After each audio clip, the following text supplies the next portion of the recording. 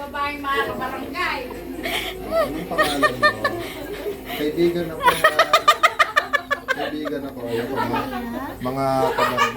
mga kabarangay, andito tayo ngayon para tulungan. May mga nagbigay tayo ng mga sponsor. At nakalikom tayo ng mga pera para tulungan natin. Kamusta ka na? Kamusta ka na? Kaibigan ako ha. Huwag ka magagalit sa aking kaibigan nito, Daddy Frankie. Ako to si Daddy Frankie. Ako to si Daddy Frankie. Kababayan. Kamusta, kumain ka na?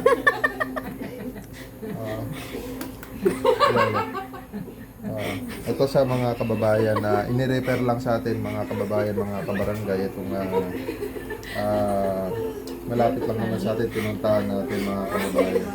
Ayun po, at siguro balikan na lang natin sa pagka-ready na natin siyang kausapin, pero ngayon kasi hindi pa siya parang nagagalit siya sa atin. Ang gusto ko lang sabihin sa iyo ay kaibigan ako ha.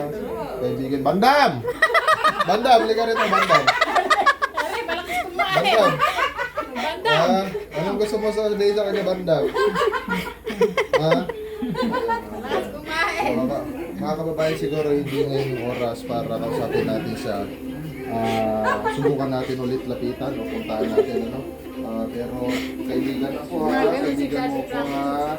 May marimisim yan. Kaibigan mo, ano? Mga kabarangay. Oo, balikan natin sa mga kabarangay. Yun lamang po.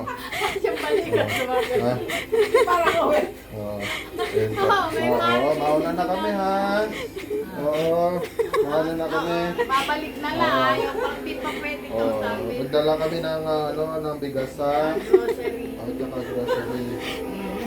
Sige. At mga kababayan, yun lamang po. At maraming salamat po sa pagsubaybay ninyo. Opo, siguro ibabalikan na lang po natin. Opo, itong, kasi ngayon ayaw pa tayo kausapin, ayaw pa magsalita. Siguro pagbalik natin, makausap na tayo. Kaibigan na po ha, kaibigan na po. Yun lamang po, mga kababayan, mga kabarangay, maraming salamat po sa mga sponsor.